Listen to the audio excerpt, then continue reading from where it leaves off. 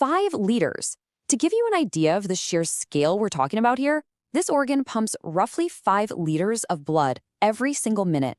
It doesn't take breaks, it doesn't take vacations, no days off. It is an absolute marvel of engineering.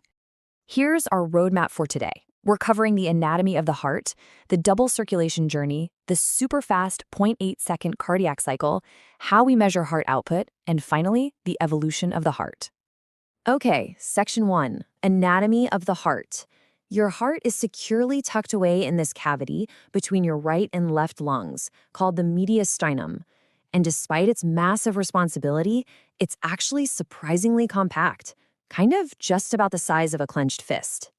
Now, the structure of the heart's walls is fascinating. You've got 3 specialized layers: the outer epicardium, the inner endocardium, and right in the middle, the absolute powerhouse, the myocardium. This layer is made of cardiac muscles, which are entirely unique to the heart. They're branched and connected by these special communication bridges called intercalated discs.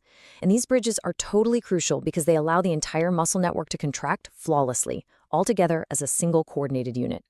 And here's a cool fact. Unlike your skeletal muscles, your heart is completely autonomous. It's a myogenic machine. It literally doesn't need your brain to tell it to beat. Instead, it generates its own electrical impulses using a specialized nodal tissue called the sinoatrial or SA node. Basically acting as your heart's natural pacemaker, that SA node fires off these action potentials 70 to 75 times every single minute. Now, to do its job efficiently, the heart is strictly divided. The right side exclusively handles deoxygenated blood returning from the body, while the left side deals entirely with the freshly oxygenated blood coming back from the lungs. And thanks to a really thick muscular wall called the septum, these 2 distinct payloads never ever mix. Moving right along to section 2, the double circulation journey. Let's actually trace the path of a single drop of blood as it navigates this system. So the big takeaway here is that blood actually passes through the heart twice for every complete circuit. First, deoxygenated blood enters the right atrium and is pumped to the lungs. We call that the pulmonary circuit. Out there, it drops off carbon dioxide, picks up some fresh oxygen, and returns to the left atrium. Then, boom, the powerful left ventricle pumps this oxygenated blood out to nourish your whole body, which is the systemic circuit. Sitting between these chambers are these vital one-way doors. On the right, you have the tricuspid valve, and on the left, the bicuspid, or mitral valve. Now, to keep these valves from collapsing backwards when those massive, thick-walled ventricles contract, they're tethered securely by special fibers called chordae tendineae. We also have semilunar valves guarding the exits to the lungs and the body, just making absolutely sure blood only flows in one direction. Okay, section 3, the 0.8-second cardiac cycle. We're zooming way in now on the microscopic timing required to make all this happen.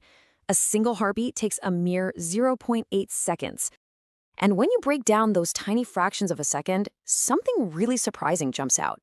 For exactly half of the cycle, so 0.4 seconds, the heart is in what's called joint diastole, meaning all 4 chambers are completely resting.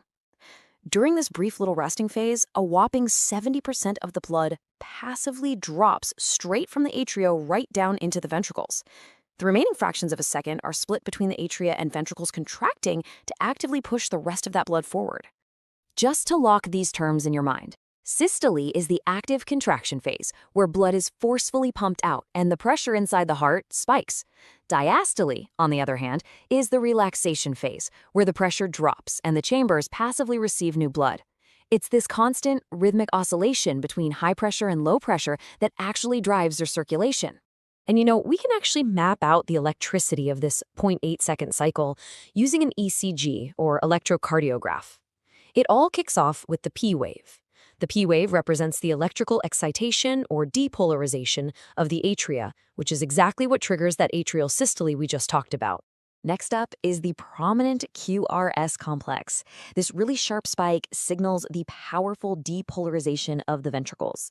It's basically the electrical trigger that initiates ventricular systole, driving the blood out of the heart into the lungs and out to the rest of the body.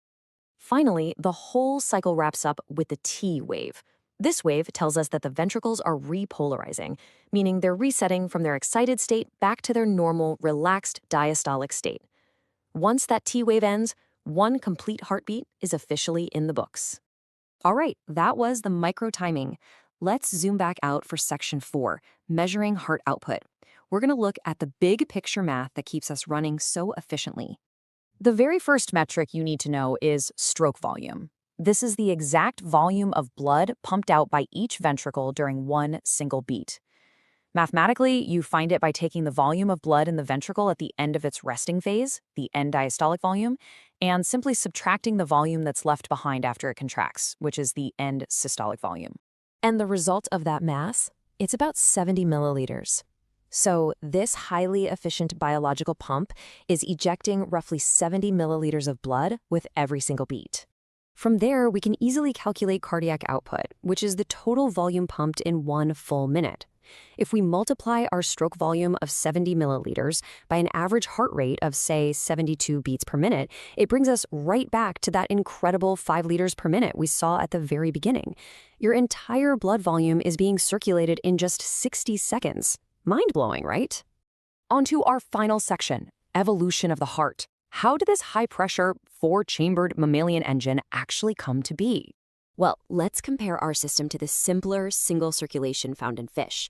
In fish, blood passes through a 2-chambered heart only once, pumping to the gills and then directly to the body, operating at a much lower pressure. But in mammals and birds, our double circulation provides total separation of oxygenated and deoxygenated blood.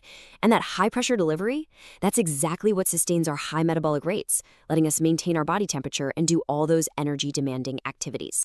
We can actually trace this right across the evolutionary timeline, starting with the 2-chambered heart of a fish. Next, amphibians developed 3 chambers, 2 atria but only 1 ventricle where the blood mixes.